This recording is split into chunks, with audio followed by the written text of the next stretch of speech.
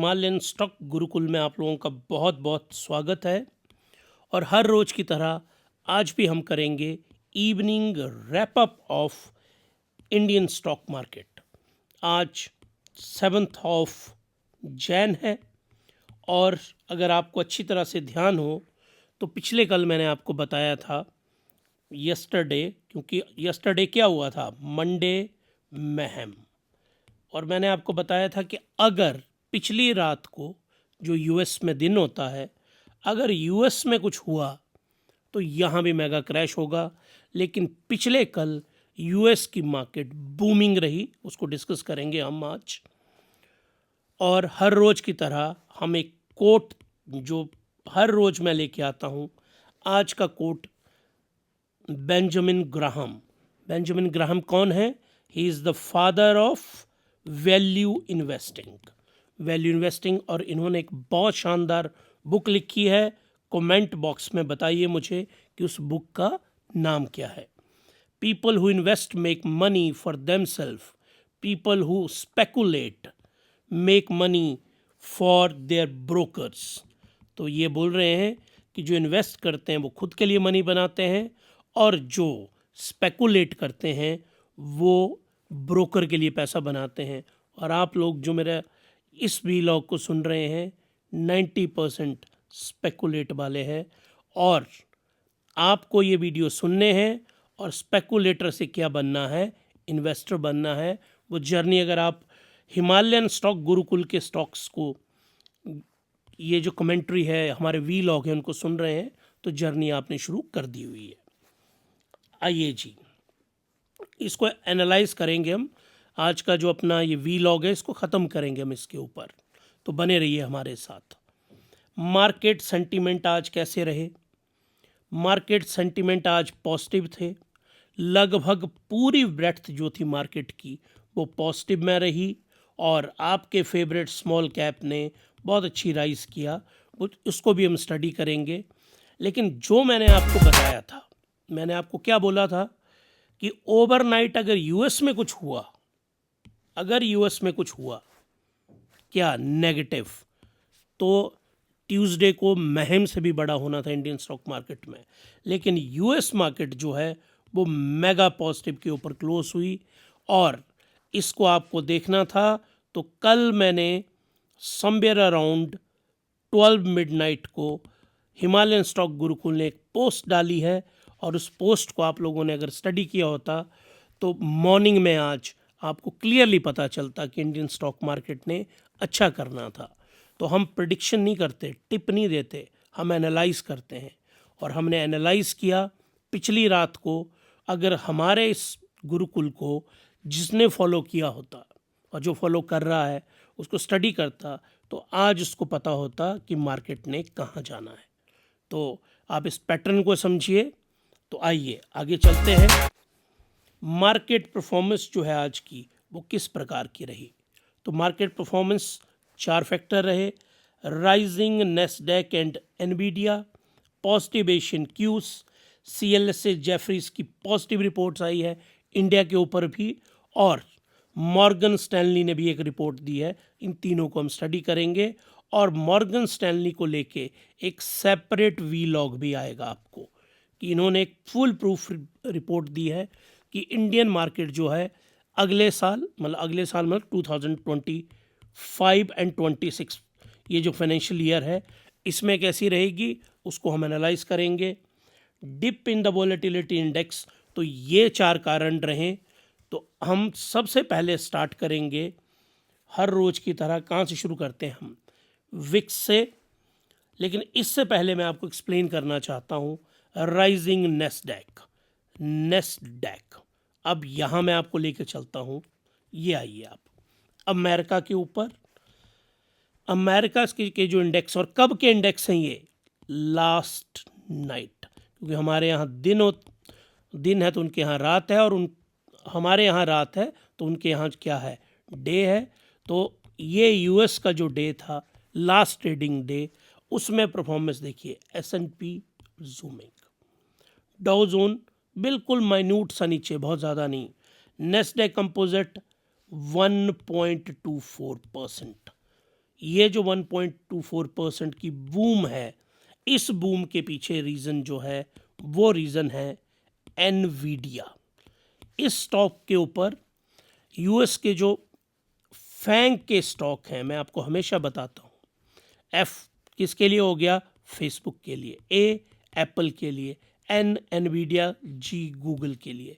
इन सब के ऊपर हम बहुत अच्छे वीडियोस जो हिमालयन स्टॉक गुरुकुल है वो बना। एनवीडिया $3 ट्रिलियन की इकॉनमी कंपनी बन गई है। क्योंकि इकॉनमी क्यों निकला मेरे मुंह से, वो इसलिए निकला क्योंकि दुनिया के देशों की इकॉनमी ही नहीं है इतनी। तो जो वर्ल्ड के अगर कोई 6th कंट्री होता ना तो वो $1 ट्रिलियन में एनवीडिया होता। It's such powerful. और एनवीडिया ने कल, जो पिछला कल है, वो ये बोला है कि उनका एक चिप आने वाला है।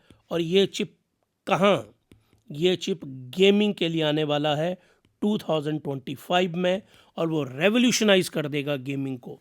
बस इनकी अनाउंसमेंट की देरी थी। उसके साथ ही आज सुबह जापान के अंदर इलेक्ट्रॉन करके कंपनी है, ये भी चिप मेकिंग कंपनी है, चिप मेकिंग कंपनी, ये वहाँ पे जूमी और निकेई, आपका निकेई, इसने भी राइज किया। आएंगे निकेई के ऊपर भी। तो ये भी जूम इन किया। एनवीडिया का इम्पैक्ट यहाँ पड़ा, तो वो इम्पैक्ट पड़ना मार्केट के ऊपर था। लेकिन यहाँ पे मैं आपको लेके चलूँगा कि इसके अकॉर्डिंगली इंडियन आईटी कंपनीज जो हैं, आईटी का जो इंडेक्स है और आईटी की जो कंपनियां हैं वो बढ़नी चाहिए थी, लेकिन वो क्या हुई हैं, वो घटी हैं आज। और यहीं पे मैं रिवीजन करवाऊंगा आपके किस कॉन्सेप्ट का, जिसको कहते हैं प्राइस इन का। इवेंट हुआ, इस इवेंट के दिन हमारी जो मार्केट थी आईटी की वो चढ़नी चाहिए थी, लेकिन वो आज के दिन फॉल हुई क्योंकि आईटी इंडेक्स काफ़ी टाइम से ऊपर की तरफ मूव कर रहा था। और अब ये कॉशियस हुआ है क्योंकि Q3 की जो अर्निंग है वो 9 जनवरी से स्टार्ट होने वाली है। इस इंडेक्स के ऊपर आऊँगा तो मैं दोबारा वहाँ चलूँगा। ब्राज़ील ने बहुत मेगा वहाँ पे राइज किया है, लेकिन इसका अल्टीमेट रिटर्न कुछ खास नहीं है। अब आइए आप निकेई को देखिए। आप अप्रॉक्सीमेटली जो निकेई है वो इंक्रीज हुआ है 2% के करीब। रीज़न बीइंग सेमीकंडक्टर्स, और जापान एक बहुत बड़ा रिसर्च हब है सेमीकंडक्टर का, याद रखिए आप। तो अगर एनवीडिया वहाँ पे बढ़ी तो यहाँ पे भी ये राइज किया। ये जो कंपोजिट इंडेक्स है, कंपोजिट इंडेक्स कहाँ का है, चाइना का, ये इंडेक्स भी राइज किया। और देखो आप, हमारी मार्केट पिछले कल क्यों गिरी थी, मंडे को, वो गिरी थी ह्यूमन मेटानिमोनिया वायरस। ये हुआ था ना, इस वायरस ने, क्योंकि एक तरह की अफवाह थी बहुत मास लेवल के ऊपर, लेकिन इंडियन मार्केट तो गिरा, लेकिन ना तो अमेरिकन बाज़ार इसके इन्फ्लुएंस में आया, ना जापान का बाज़ार इसके इन्फ्लुएंस में आया, चाइना भी नहीं आया। तो इसका मीनिंग क्या है कि इस वायरस की जो थ्रेट है वो उस लेवल की नहीं है जिस पे मार्केट ने रिएक्ट किया है। तो आज वो डिस्काउंट कर दिया गया वो वाला कॉन्सेप्ट, और मार्केट ने राइज किया, ये पीयर भी राइज किए, उसके बाद बीएससी और ये तो हमारे राइज किए। और एशिया का स्टैंडर्ड एंड पुअर्स का देखिए 1.27% के हिसाब से इंक्रीज हुआ। तो एशिया राइज किया, अमेरिका राइज किया, इंडिया का राइज करना बनता था। और आप एक बात और ध्यान रखिएगा, इंडिया का जो स्टॉक मार्केट है ये ऑलरेडी बहुत ही लो लेवल के ऊपर है। तो लो लेवल से आप हमेशा इस बात को ध्यान रखिए कि जो लो लेवल पे जब भी मार्केट होगी तो उसने राइज करना होता है, फॉल राइज, फॉल या राइज राइज। स्टॉक मार्केट हमेशा वेव की फॉर्म में चलती है। तो आज का इंडियन मार्केट का ऊपर जाना लगभग तय था। अब आइए आप इंडिया विक्स के ऊपर। इंडिया विक्स यहाँ से फॉल किया है। इंडिया विक्स के फॉल करने का रीज़न है कि मार्केट में FNO वाले जो लोग हैं, फ्यूचर और ऑप्शन वाले, इन लोगों ने जो अपनी पुट और कॉल की जो रेशो है उसका एक बैलेंस ढंग से बना लिया है, मीनिंग कि स्टेबिलिटी है मार्केट के अंदर, स्टेबिलिटी, और 14.66 के करीब है। मैंने आपको क्या बताया, लो वोलेटिलिटी, मीनिंग मार्केट में कुछ बहुत खास नहीं होने वाला, एक दिन मार्केट गिरेगी तो अगले दिन ऊपर को चढ़ जाएगी, तो मार्केट के पास कोई बहुत शानदार ट्रिगर नहीं है। और अब आपको पूरी मार्केट के बजाय, यही मॉर्गन स्टैनली ने भी बोला है, जब हम रिपोर्ट को एनालाइज करेंगे तो आप देखेंगे मॉर्गन स्टैनली ने भी यही बोला है कि आपको स्टॉक स्पेसिफिक होना है, स्पेसिफिक। अब अच्छे स्टॉक आपको पिक करने हैं, और अच्छे स्टॉक के ऊपर जो बेसिक सीरीज़ के वी लॉग्स हैं वो बहुत जल्दी आपको, मैं कोशिश करूँगा कि हर रोज़ का एक आपको बेसिक स्टॉक्स का ज़रूर को वी लॉग दिया जाए। तो ये देखिए वोलेटिलिटी इंडेक्स नीचे है, तो मार्केट में कुछ खास नहीं होने वाला है। तो अब जो है आपने हमेशा ध्यान रखना है, बाइंग अपॉर्चुनिटी क्रिएट हो गई हैं स्टॉक मार्केट के अंदर, और इन बाइंग अपॉर्चुनिटी को और आपने हमेशा याद रखना 23,000 का ये जो लेवल है और 24,000 के बीच का लेवल है, ये एक बहुत ही शानदार बाइंग जोन है फॉर लॉन्ग टर्म। तो आपको इस जोन में आपको कब बाई करना है, कब सेल करना है, जाइए मेरे आप उस वी लॉग के ऊपर, हर रोज़ उसका लिंक देता हूँ मैं, आज भी आपको उसका लिंक मिलेगा, उसको आप समझिए, क्योंकि अब आपको buying zone, buying opportunity create हो गई है मार्केट के अंदर। ये देखिए आप, पहले मार्केट काफ़ी अच्छा ऊपर को गया, उसके बाद मार्केट नो डाउट नीचे गिरा, लेकिन ओवरऑल मार्केट ऊपर रहा। तो 3 लाइंस जो स्टॉक मार्केट है ना, it's a game of lines. ये देखो आप, ये लाइन है जहाँ वो उसका हाईएस्ट पॉइंट है, ये लाइन है उसका जो उसका लोएस्ट पॉइंट है, और ये इसका अगर मैं मॉर्निंग से करूं तो ये लाइन बता रही है कि राइज किया, और ये लाइन बता रही है कि फॉल किया। आपको स्टॉक मार्केट को, किसी भी ग्राफ को, आऊँगा मैं बेसिक्स के ऊपर, इसके जब भी मैं चार्ट के बेसिक्स करूँगा ना, आप लोगों को समझाएंगे इस पूरे कॉन्सेप्ट को, लेकिन हमेशा जब भी आपको चार्ट को देखना, और कहाँ पे देखना, 2 जगहें हैं देखने की, एक जगह है गूगल और दूसरी है ट्रेडिंग व्यू। इन दोनों पे जाके आपको कोई भी चार्ट को देखना, हमेशा याद रखना highest tipping point, lowest point, उसकी ओवरऑल एवरेज राइस की, और ओवरऑल एवरेज मैक्सिमम पॉइंट से कितना गिरा, इन चारों को आपको देखना है। और ये देखिए ओपन, हाई, लो, इसीलिए जो एनएससी है, नेशनल स्टॉक एक्सचेंज है, ये नेशनल स्टॉक एक्सचेंज का निफ्टी है, यही चार्ट हर रोज़ लेके आता हूँ मैं आपको, ये फंडा समझाने के लिए। और इन जो 50 इंडेक्स में आज देखिए 32 एडवांसेस थी, डिक्लाइन 18 थी, तो अप्रॉक्सीमेटली 1.8% के करीब था। आप इसको 18 दूना 36, तो लगभग बराबर डबल 1:2 की रेशो थी, 1.8 के आसपास होगी। तो इस तरह से आज, तो उससे क्या पता चलता है, मार्केट अपर जोन में थी। ये देखिए आप, ये आ गया आपका बीएससी सेंसेक्स, उसकी भी वही परफॉर्मेंस है, इसने भी यहाँ, और ये इसका हाईएस्ट पॉइंट और ये इसका लोएस्ट पॉइंट ऑलमोस्ट, और ये इसका ये 4 पॉइंट। तो जो बीएससी सेंसेक्स है वो भी आज की डेट में राइज के साथ बंद हुआ। चलिए आगे बढ़ते हैं। आज के दिन के निफ्टी 50 के जो गेनर रहे हैं, उन गेनर्स में नंबर 1 पे रहा ओएनजीसी को हम इसका मैं चार्ट भी लेके आया हूँ आपके लिए। चार्ट के ऊपर इसको एनालाइज करूँगा कि क्यों ये इंक्रीज़ हुआ, क्या कारण है, और इस स्टॉक को, ओएनजीसी को आपको स्टडी करना है। आप लोग इसको स्टडी करिए, इसमें कोई आपको डाउट क्रिएट होता है ना, तो मुझे कमेंट करिए, आप नीचे कमेंट बॉक्स में बताइए कि आपको ओएनजीसी को लेके क्या डाउट हो रहा है। इसको एनालाइज करूँगा आगे चल के मैं। एसबीआई लाइफ रेगुलरली इंक्रीज़ कर रहा है, क्योंकि इंश्योरेंस सेक्टर में गवर्नमेंट का स्टिमुलस है और ये एसबीआई बैंक की ही एक सिस्टर ऑर्गेनाइजेशन है, जबकि अलग लिस्टेड कंपनी है ये। तो एसबीआई लाइफ, एचडीएफसी लाइफ, दोनों इंश्योरेंस की जो फर्म्स हैं वो राइज कर रही हैं। HDFC life and SBI life, इन दोनों का कंपैरेटिव एनालिसिस का वीलॉग आपको ज़रूर मिलेगा, तो वहाँ पे ज़रूर देखिएगा। टाटा मोटर, मैंने आपको बोला है कंसिडरेशन जोन में रखिए टाटा मोटर को। फ्यूचर का बहुत ही शानदार स्टॉक है ये। इसके साथ ओला इलेक्ट्रिक, टाटा मोटर्स, दोनों को कंसीडर करिए। अदानी एंटरटेनमेंट, या तो अल्लाह जानता है या भगवान जानता है या गॉड जानता है या कोई नहीं जानता है कि अदानी के स्टॉक्स में कब क्या हो जाए, तो ज़रा संभल के, ज़रा बच के। और जो फॉल किया है वो ट्रेंड है। और कंज्यूमर के जो स्टॉक्स हैं, कंज्यूमर के जो स्टॉक हैं, मॉर्गन स्टैनली, ये बहुत अच्छी ब्रोकिंग फर्म भी है, इन्वेस्टमेंट बैंकिंग में भी हैं ये लोग।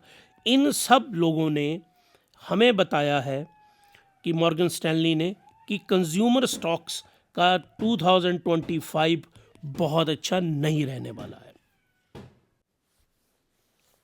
चलिए आगे चलते हैं हम। ये आइए आप, ये जो आज का सबसे बड़ा, जिसको क्या बोलेंगे, एक्सीडेंट। आज का सबसे बड़ा एक्सीडेंट है निफ्टी आईटी, और निफ्टी आईटी 0.68% फॉल किया।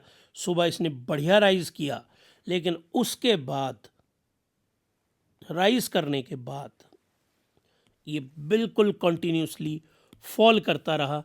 अब देखो आप, जो टेक्नोलॉजी का इंडेक्स है, टेक इंडेक्स है, जो पूरी दुनिया की टेक कंपनीज को डिफाइन करता है, दैट इज नेस्डैक। करेंगे इसको किसी दिन, इसका कॉम्प्रिहेंसिव वीलॉग बनाऊंगा मैं, तो नेस्डैक को भी एनालाइज करेंगे हम। नेस्डैक पिछले कल मैसिवली राइज किया।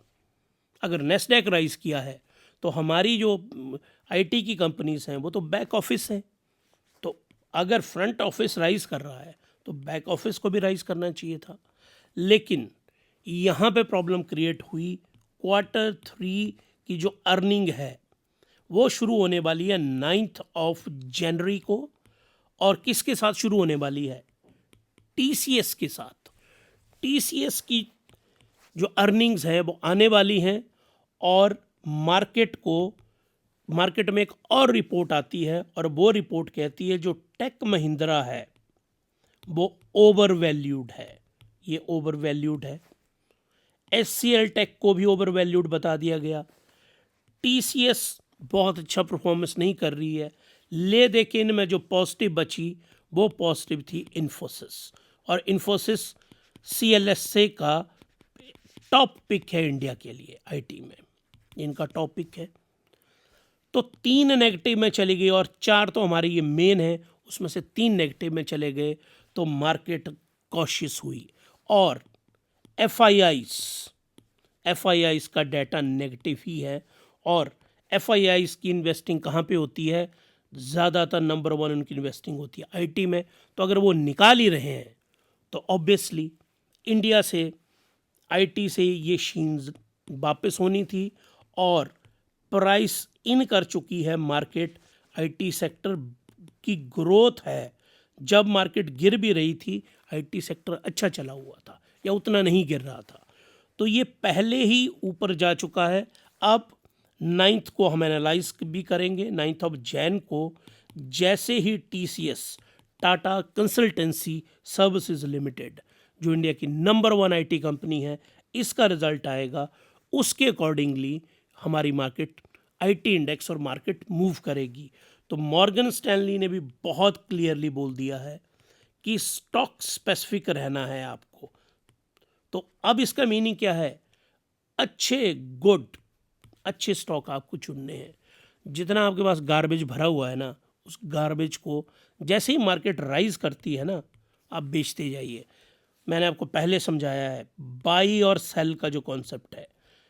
जैसे मार्केट राइज कर रही है ना, वो जो आपके पास कचरा भरा पड़ा है ना आपके पोर्टफोलियो के अंदर, उस कचरे को साफ करिए, नहीं तो वो आपको इतना फ्रस्ट्रेट करेगा ना, आप बोलेंगे सबसे बेकार है स्टॉक मार्केट, पैसा डूबता है, सब यहाँ पे झूठ बोलते हैं, और आप छोड़ के चले जाएंगे और आप फिर से बैंक के इंटरेस्ट के ट्रैप में और एफडी के ट्रैप में फंसे रहेंगे और वेल्थ क्रिएशन आपकी कभी नहीं होगी।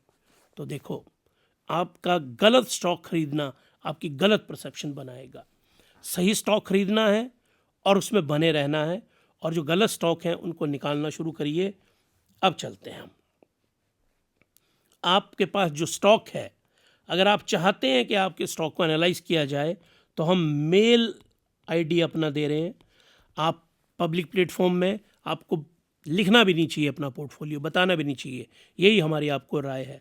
तो आप, हमारा मेल आईडी है, उस मेल आईडी में मेल करके हमें बताइए कि क्या है आपका स्टॉक, और फिर उसको हम एनालाइज करेंगे आपके पोर्टफोलियो को, और फिर आपको उसके अकॉर्डिंगली उसके बारे में एजुकेशन देंगे हम कि क्या आपको करना चाहिए, क्या फंडामेंटल्स हैं। अब आइए आप आगे, आप लोगों का फेवरेट बीएसई स्मॉल कैप, मेरा भी फेवरेट है ये। इसने आज राइज किया है और सबसे बड़ा राइज इसका रहा जो इंडेक्स लेवल के ऊपर 1.74%। इसने बहुत अच्छा राइज किया आज। क्यों? क्योंकि आज मैं आपको आंकड़े दिखाने वाला हूँ DIIs के। आप आंकड़े देखिएगा DIIs के, मैसिव, और इनकी इन्वेस्टमेंट यहाँ पे जाती है। और रिटेल इन्वेस्टर जो मार्केट में है वो एग्रेसिव बायर था आज, और उसकी भी पहली पसंद, क्योंकि और मॉर्गन स्टैनली ने बोला है कि जो स्मॉल कैप है एंड मिड कैप है ये आउट परफॉर्म करेंगे स्टॉक मार्केट के अंदर। तो जो स्ट्रॉन्ग फंडामेंटल वाले स्मॉल कैप हैं, तो उस पर्टिकुलर को आपको देखना है कि वो जो स्मॉल कैप है वो किस प्रकार का है।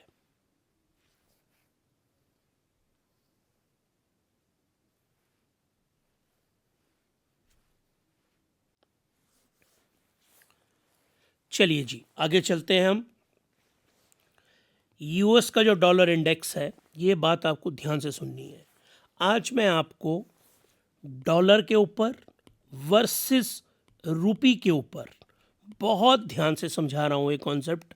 इस कॉन्सेप्ट को आप ध्यान से देखिएगा, इसकी मैं अलग से क्लिप भी बना के डालूँगा। देखिए, आईसीई का मीनिंग क्या हुआ? जल्दी से जो वीलॉग मैंने बनाया है डॉलर इंडेक्स के ऊपर, जल्दी से इस लिंक के ऊपर जाइए और इसको स्टडी करिए। अगले कम से कम 3 महीने इस कॉन्सेप्ट को हम हर रोज़ डिस्कस करेंगे। अगर आपको गहराई से स्टॉक मार्केट को समझना है ना, अगर तो आपको रील की तरह देखना है, मज़े लेने हैं बॉलीवुड स्टाइल में, तब तो आप छोड़िए, तब तो जाइए कोई बढ़िया सी रील देखिए, है ना, डांस, गाना बजाना, लोग अपने जिस्म की नुमाइश कर रहे हैं, वो सब देखिए आप, वो रील्स में चला हुआ आजकल सब कुछ। लेकिन अगर आपको कुछ समझना है और वेल्थ क्रिएट करनी है, तो आपको जिस सीक्वेंस में मैं समझा रहा हूँ, जिस सीक्वेंस में आपको समझाया जा रहा है, उस सीक्वेंस को आप फॉलो करिए।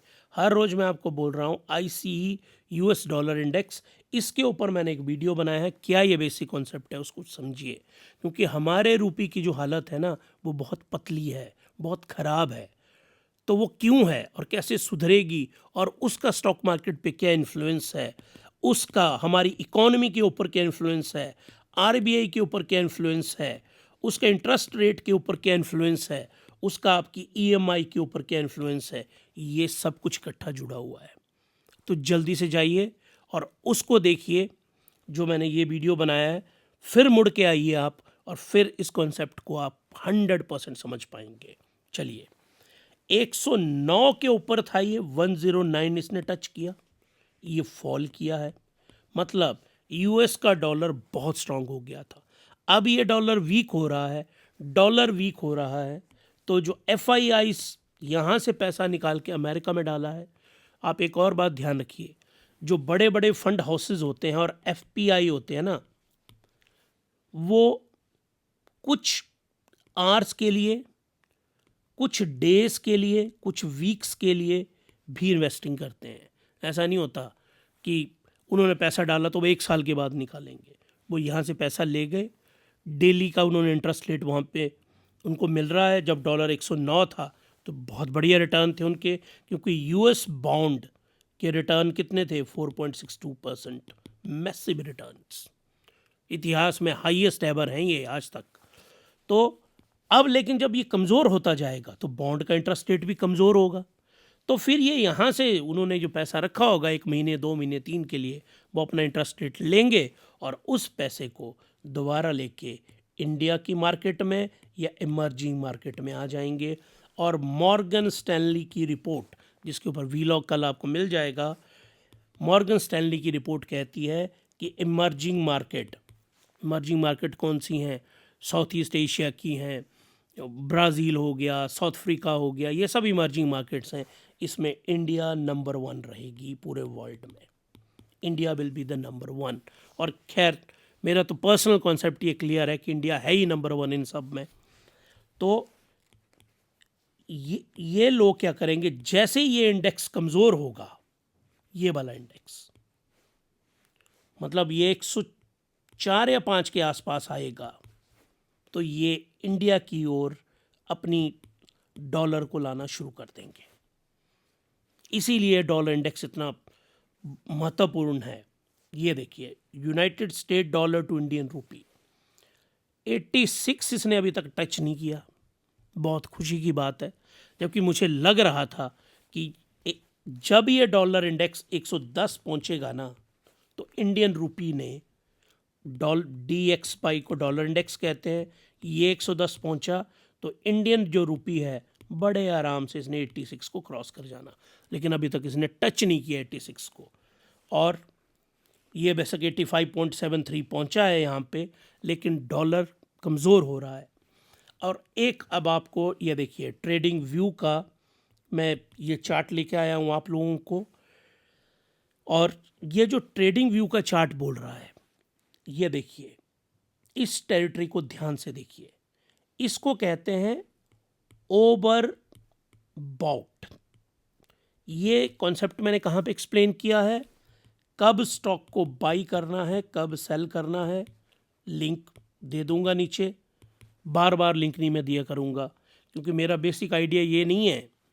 मेरा बेसिक आइडिया है, मेरे 10 लोग सुने मुझे, वो 10 लोग पूरी डेप्थ में और ध्यान से सुने। मुझको लाख लोगों की ज़रूरत नहीं है, 10 सिंसियर लोग आएंगे ना, that is more than sufficient. तो बार बार लिंक मैं दूंगा नहीं, आज नो डाउट लिंक हम दे रहे हैं नीचे। When to buy and sell stock, ये मैंने RSI बेस्ड एक फंडामेंटल स्ट्रैटेजी एक्सप्लेन की है, ये मेरी नहीं है, ये एक्सपर्ट्स जो है उन्होंने बनाई है, मैंने सिर्फ एक्सप्लेन किया है। ये है RSI 14, इसको बोलते हैं ओवरबॉट जोन। और जब कोई भी एसेट, ये तो करेंसी है ना, ये तो रूपी है, कोई भी एसेट ओवरबॉट जोन में चला जाता है ना, तो तय होता है कि उसने वहाँ से नीचे आना है। तो ये ओवरबॉट कब पहुँचा, जब डॉलर इंडेक्स 109 के आसपास पहुँचा था। तो अब ये तय था कि अब यहाँ से इसने नीचे को आना, तो देखो आप यहाँ से गिरना शुरू हुआ, फिर चढ़ना शुरू हुआ, लेकिन इस जोन में वो बहुत ज़्यादा टाइम तक नहीं रह सकता, इसको नीचे आना ही आना है। और कैसे इसको नीचे लेके आया जाएगा, इसको नीचे लाया जाएगा, RBI को इंटरवीन करना पड़ेगा। इंटरवीन हो क्या रहा है, डॉलर की डिमांड है, इस तो सप्लाई जो है डॉलर की, ये RBI को मार्केट में डॉलर थ्रो करने पड़ेंगे। अगर ये सप्लाई बढ़ा देगा RBI, तो जो रूपी जो फॉल कर रहा है वो हल्का सा ऊपर की तरफ चलना शुरू हो जाएगा। और ये जो कंट्रोल हुआ है ना, RBI ने डॉलर्स मार्केट में डाले हैं। जैसे ही हमारे पास डाटा आएगा कि कितने डॉलर मार्केट में, इसको कहते हैं इन्फ्यूज़ करना या इंजेक्ट करना। और इंजेक्शन कब लगता है, जब आप बीमार होते हैं। तो हमारा रुपया बेचारा बीमार की स्थिति में पहुंच चुका है, तो अब इसको इंजेक्शन लगाया जा रहा है ताकि इसको ऊपर लाया जाए, स्ट्रॉन्ग किया जाए। और ये स्ट्रॉन्ग हुआ भी कि इंजेक्शन जो दिए जा रहे हैं वो काम के हैं, वो कोविड टाइप के इंजेक्शन नहीं है कि जिनका पता ही नहीं कि वो काम करेंगे कि नहीं करेंगे। आइए जी, अब आप ये जो क्रूड ऑयल है, क्रूड ऑयल हल्का सा बेशक राइज किया, ये पहुंच चुका था $76 के ऊपर। अब ये डिक्रीज करके $73 पहुंचा है और ये फर्दर डिक्रीज करेगा क्रूड ऑयल। क्यों करेगा जी, क्या रीज़न है? रीज़न इसका ये है कि 2025 के लिए रिपोर्ट आई है कि जो क्रूड है उसकी सफिशिएंट सप्लाई होगी, जितनी डिमांड है उससे ज़्यादा उसकी सप्लाई होने वाली है। तो अगर सप्लाई ज़्यादा होगी तो ऑब्वियसली ये फॉल करेगा। और इराक से 4.2 मिलियन बैरल पर डे जो प्रोडक्शन है वो बढ़ के 4.5 हो गई है। इराक बहुत बड़ा प्रोड्यूसर है ऑयल का, क्रूड ऑयल का, तो उसकी जो सप्लाई है वो बढ़ रही है।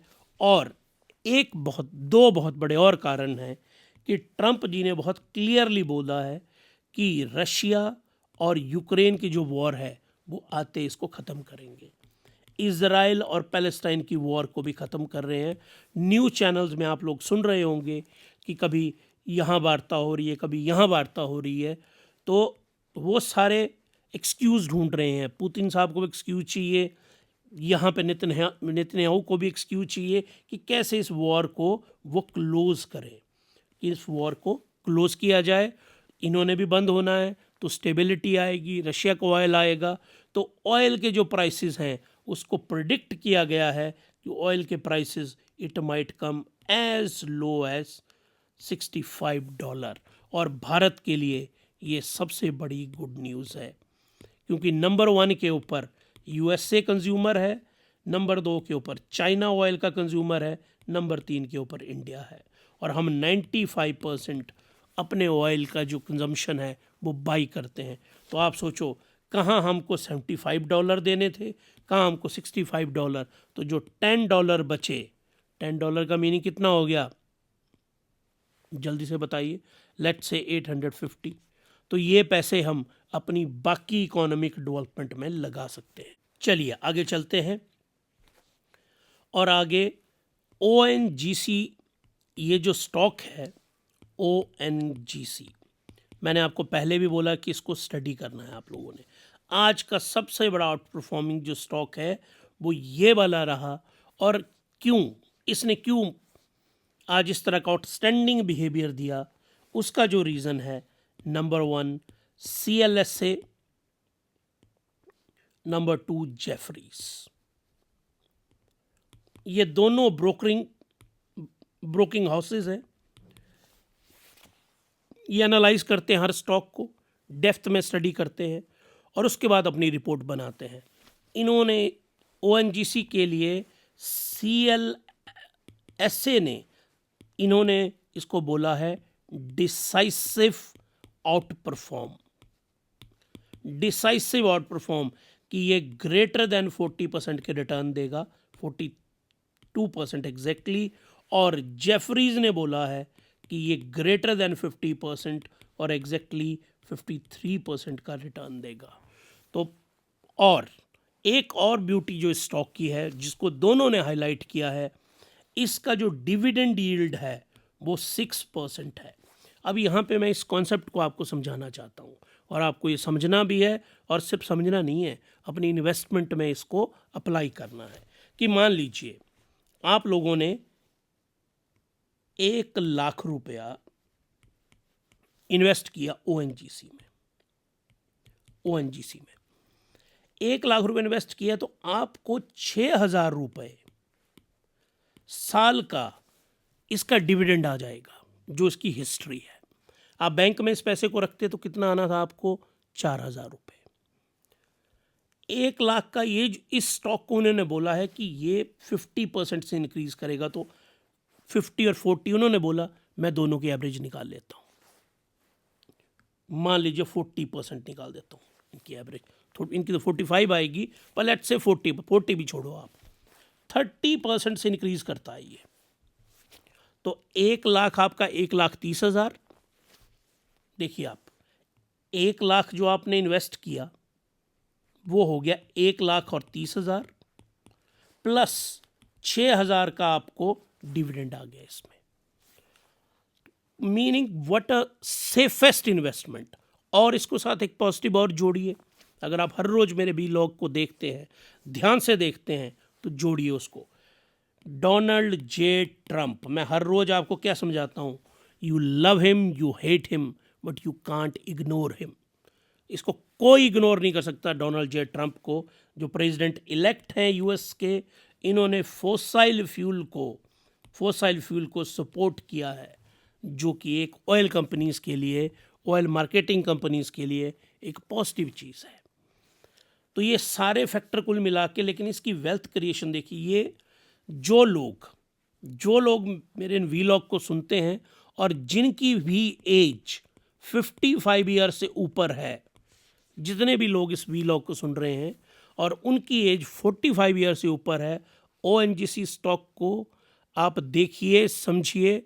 इसका फंडामेंटल एनालिसिस का वीडियो आपको कल आने वाला है। कल आपको ओएनजीसी का बिल्कुल फंडामेंटल एनालिसिस का वीडियो 10-15 मिनट का मैं डेप्थ में बनाऊंगा। आप उसको स्टडी करिए और कंसीडर करिए, ये आपकी वेल्थ को बढ़ाएगा भी और साथ में डिविडेंड देगा। उसको क्या कहते हैं ना, एक हिंदी की कहावत, हींग लगे ना फटकरी, रंग आए चोखो, गुजराती में कहते हैं आई थिंक इसको। तो ये एग्जैक्टली ये वही स्टॉक है। तो ओएनजीसी बहुत ही शानदार इसने परफॉर्मेंस भी दी, तो इसको कंसीडर करिए। अब आइए आप, ये जो मैं आपको एक्सप्लेन करना चाहता हूँ आज का, एफआईआईज एंड डीआईआईज। आज आपकी जो स्टॉक मार्केट में कौन स्टॉक बहुत शानदार बढ़ा है, बीएससी स्मॉल कैप बढ़ा है ना 1.74%। इसकी जड़ें यहाँ पे हैं, ये है जवाब। ये देखो आप, इन्होंने आज इसको खरीदा है। पिछले कल आपकी जो मार्केट थी वो बहुत भयंकर गिरने वाली थी। यहाँ बड़ा एक इंटरेस्टिंग पॉइंट है, कल एक्चुअल में तारीख कौन सी है, पिछले कल थी 6, ध्यान से समझिए इस पॉइंट को, 6 थी। जो ये डीआईआईज हैं, डोमेस्टिक इंस्टीट्यूशनल इन्वेस्टर्स, एलआईसी, ये बारे जो सारे इसी में आते हैं, बैंक्स इंडिया के, आप लोगों की जो सिप है, सिस्टमेटिक इन्वेस्टमेंट प्लान, आप लोग पैसा डालते हैं, 1 तारीख से लेके 5 तारीख के बीच में सैलरी आती है इंडिया में, और आपने लिंक कर रखे अपने अकाउंट किसके साथ, सिप के साथ। ये पैसा आता है डीआईआईज के पास, इनके पास। तो इन डीआईआईज के पास ये पैसा आया। कल बहुत बुरे हाल होने थे इंडियन स्टॉक मार्केट के मंडे को। ये तो आपकी सैलरी ने और आपकी सिप ने बचाया हुआ है। अगर आप लोग एलआईसी में पैसा लगा रहे हैं ना, तो आप अल्टीमेटली स्टॉक मार्केट में ही लगा रहे हैं, निश्चिंत रहिए। बैंक में पैसा रख रहे हैं, उसका एक हिस्सा भी यहाँ पे लग रहा है। पोस्ट ऑफिस में रख रहे हैं, उसका भी एक हिस्सा यहाँ पे लग रहा है। आरडी में पैसा डाल रहे हैं, तब भी यहाँ पे लग रहा है। तो आप क्यों दाएं बाएं से पैसा डाल रहे हैं, वो तो आपको 5-6% देंगे, खुद वो 20% कमाएंगे। तो आप डायरेक्ट लगाइए ना, और हम आपको सिखा रहे हैं कि कैसे आपके पैसे मार्केट में लगेंगे। तो ये देखिए, यहाँ पे अप्रॉक्सीमेटली 6,000 करोड़ रुपीस का जो पैसा है वो डीआईआईज ने मंडे को लगाया था। मंडे को अगर ये नहीं लगा होता ना, तो ये जो आपका ह्यूमन मेटा निमोनिया वायरस है, ये कम से कम 5% गिराता आपकी स्टॉक मार्केट को। तब तो ब्लड बाथ होता वहाँ पे, मंडे महम नहीं कहते हम, ब्लड बाथ कहते। तो ये देखिए, ये ग्रीन में, यहाँ भी ग्रीन में, और पूरा ये देखिए आप मंथ में करीब करीब 10,000 करोड़ रुपया अभी तक पिछले 7 दिनों में स्टॉक मार्केट में हमारे डीआईआईज ने। और डीआईआईज कौन है, आपका और मेरा पैसा हम लगा रहे हैं। तो हमारी स्टॉक मार्केट, एफआईआईज नहीं आ रहे हैं ना, हमने डूबने नहीं दे रहे हैं। पहले क्या होता था, आज से 10 साल पहले, अगर एफआईआईज भाग गए, पूरी इंडियन मार्केट क्रैश कर जाती थी। अब इंडिया के लोगों ने अपनी मार्केट को संभाल के रखा है, इसीलिए हर रोज़ हम एफआईआई और डीआईआईज में आपको पढ़ाता हूँ, सिखाता हूँ। तो आई होप आपको ये पसंद आया होगा, एफआईआई डीआई का कॉन्सेप्ट। और आज का वीडियो कहाँ पे क्लोज होगा, उसी कोट के ऊपर, जिस कोट से हमने शुरू किया था। हर रोज़ जैसे हम स्टॉक मार्केट को स्टार्ट करते हैं, हर रोज़ एक कोट लेके आते हैं और उसी कोट के ऊपर हम ख़त्म करेंगे। बेंजामिन ग्राहम, और आप लोगों ने बेंजामिन ग्राहम साहब ने जो बुक लिखी है उस बुक का नाम लिख के कमेंट बॉक्स में बताना है कि क्या उनकी उस बुक का नाम क्या है। ये देखिए आप, बेंजामिन ग्राहम, इनका विजडम कोट है ये, people who invest make money for themselves, people who speculate make money for their broker. ये 3 जो टर्म्स हैं, number 1 invest, number 1 is invest, number 2 is what, speculate, speculate, और नंबर 3 ब्रोकर, ब्रोकर। देखिए आप लोग जो मेरे इस वीलॉग को सुन रहे हैं ना, आज के जितने आप लोग इसको सुन रहे हैं, आप में से मेरे से आप लिख के ले लीजिए 90% जो है ना वो आप इस श्रेणी में हैं। यू आर स्पेकुलेटर्स, कि स्पेकुलेट करेंगे कि यार ये स्टॉक ऊपर को चला जाएगा, मैं यहाँ पे लगाऊंगा इसके ऊपर 100 रुपये और इसने ऊपर को जाना है और 120 पे मैं बेच दूंगा इसको और मेरे को 20 रुपये का प्रॉफिट कमा लूँगा। इसको कहते हैं छोटी सोच, feeble, poverty of mind, exact word है इसके लिए, पॉवर्टी ऑफ माइंड। स्पेकुलेटर है ना, तुक्के लगाए और तुकबंदी से कहीं नहीं जाता कुछ भी। आपको बनना है इन्वेस्टर, बढ़िया फंडामेंटली स्ट्रॉन्ग स्टॉक को समझना है। स्टॉक मार्केट हम आपको समझा रहे हैं बिल्कुल फ्री ऑफ कॉस्ट, ज़ीरो के कॉन्सेप्ट से लेके, एक कोई रेडी वाला भी मेरे सामने इसको सुन ले, उसको भी पूरी बात समझ में आएगी। लंबे वीलॉग मेरे बहुत लंबे होते हैं, लंबे इसलिए होते हैं क्योंकि मुझे टाइम चाहिए चीज़ को एक्सप्लेन करने का। रील तो मैं बना नहीं रहा हूँ कि आपको एंटरटेन करूँ, एंटरटेन कर रहा हूँ, समझा रहा हूँ विद द एंटरटेनमेंट। तो ये लंबे वीडियो बनेंगे ही बनेंगे, तभी बात समझ में आएगी। तो आपको इन्वेस्टर बनना है, और इन्वेस्टर कल की कोट को जोड़िए इसके साथ, जब मार्केट फॉल करती है तब वो ग्रीडी होता है। आज आपने वो, मैंने आपको बोला था 25K कम से कम रखिए, 5,000 आज इन्वेस्ट करने थे, कोई बात नहीं, कल मौका आएगा, टुमारो, डे आफ्टर टुमारो आ जाएगा मौका, तो बिल्कुल रेडी है। जब भी आएगा उसी परफॉर्मेंस से करना है। ONGC आज मैंने आपको बता दिया था, टाटा मोटर मैंने आपको बता दिया, ओला इलेक्ट्रिक मैंने आपको बताया। स्टडी करना इन सबको आपने, जहाँ भी प्लेटफॉर्म पे आपका डीमैट अकाउंट है ना, और नहीं है तो हमें बताइए, फिर मैं आपको बताऊंगा डीमैट अकाउंट कैसे खोलना है, ऑप्शन दूंगा, आपकी मर्जी, जहाँ मर्जी खोलिए आप। उसके बाद रिलायंस इंडस्ट्रीज़ लिमिटेड, इसको हमने डेप्थ में एनालाइज किया है। तो आपको, और आज का ONGC हमने आपको एनालाइज करके बताया। तो इन्वेस्ट करिए आप, और यहाँ से तो डिविडेंड यील्ड भी मिल रहा है आपको, तो डिविडेंड यील्ड वाले को पकड़िए आप, कि आपको डिविडेंड की कमाई भी आती रहे। स्पेकुलेट नहीं करना है कि आज पैसा लगाया, आप स्पेकुलेट करेंगे, 100 रुपये आपने लगाया ना, आपके अप्रॉक्सीमेटली 2 रुपये कौन ले गया, ब्रोकर और प्लेटफॉर्म की फीस वाले। 120 में बेचा आपने, 3 रुपये वो ले गए, 2 और 3 5 रुपये, और 100 रुपये वही हैं। ये जो 20 आपने कमाए हैं वो किसी ने खोए होंगे, तभी तो आपने कमाए हैं। तो यही 100 रुपये के ऊपर 5 रुपये तो वो बड़े आराम से कमा गया। तो कौन कमा गया, ब्रोकर। तो आपने खुद पैसे कमाने कि ब्रोकर को कमाने हैं, तो ये आपको सोचना है। तो यही आज की ये कोट है, people who invest make money for themselves, people who speculate make money for their broker. तो आपने सेल्फ, खुद के लिए पैसा कमाना है, ना कि ब्रोकर के लिए।